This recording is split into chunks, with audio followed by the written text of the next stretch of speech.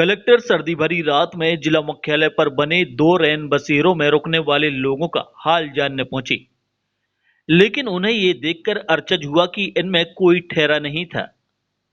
जब उन्होंने स्थानीय लोगों से बात की तो लोगों ने कर्मचारियों की लापरवाही के बारे में बताया तो कलेक्टर जमकर नाराज हो गए।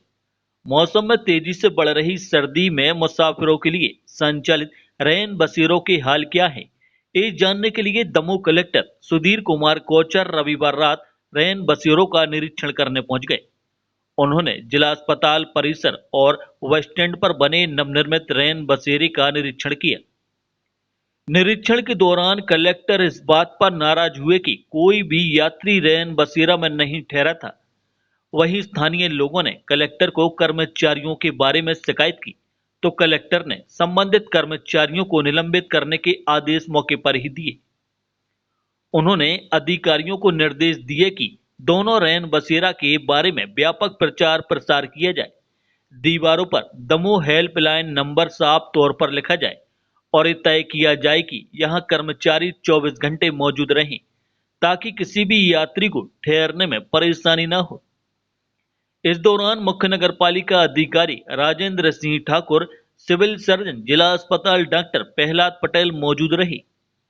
के लिए कहा है, पलंग वगैरह सब यहाँ पर नए रखे हैं लेकिन इनका कोई उपयोग नहीं हो रहा है, तो मैंने यही कहा है कि ये व्यवस्थाएं ठीक करें ताकि अधिक से अधिक लोग इनका उपयोग कर सकें और बाहर लोग ठंड में ना ठिठुरें और इन व्यवस्थाओं का उपयोग करें। तो मेरा लोगों से भी अनुरोध है कि हमारे पास ये दो बहुत अच्छी व्यवस्थाएं हैं। यदि आप अस्पताल में अपने परिजनों के साथ आते हैं तो आपको वहाँ पर अस्पतालों की बेंचों पर बैठने की ज़रूरत नहीं है। बहुत अच्छी व्यवस्था हमने कर रखी है, वहाँ पर बाथरूम वगैरह भी है, पीने का पानी भी है। आप वहाँ पर रैन बसेरे में अस्पताल के अंदर रुकिए और यदि आप अस्पताल के अलावा किसी काम से आते हैं यहाँ पर तो बस स्टैंड पर हमारी ये व्यवस्था है। और यदि इन दोनों की व्यवस्थाओं में आपको कोई भी कमी नज़र आती है तो आप दमोह हेल्पलाइन पर हमें तुरंत संपर्क करें, आप शिकायत दर्ज कराएं। हमारा नंबर है 7812 350 300 07812 दमोह का STD कोड है और उसके आगे लगाइए 350 300 और तुरंत हमारे पास शिकायत करिए, हम लोग उसका तुरंत समाधान कराएंगे।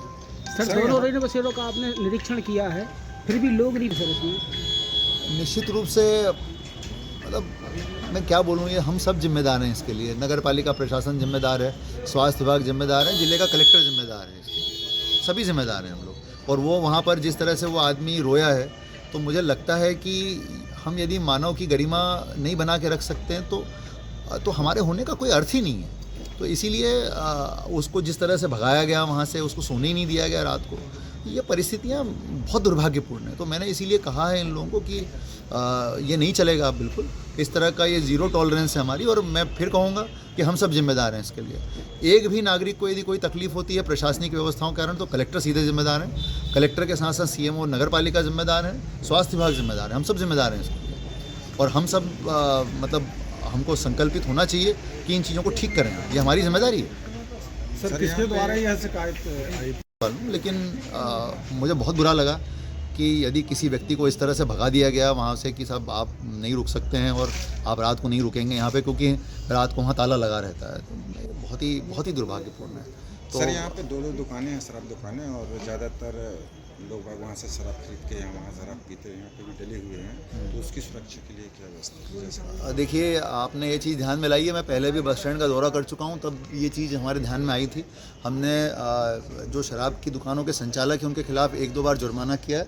अब हम इसमें और सख्ती करेंगे कि यहाँ पर पुलिस पेट्रोलिंग रात के समय हो, कोई ना कोई देखता रहे इन चीज़ों को ताकि इस पर निगाह बनी रहे और जो लोग गड़बड़ करते हैं उनके खिलाफ़ कार्रवाई हो। मैंने इनको ये भी कहा है कि यहाँ पर CCTV कैमरे की पुख्ता व्यवस्था हम लोग करें और पुख्ता व्यवस्था करने के साथ ये सुनिश्चित करें कि सारे कैमरे बाहर भी संचालित रहें और अंदर भी संचालित रहें ताकि इस तरह के कोई असामाजिक तत्व आते हैं तो हम तुरंत पकड़ सकें।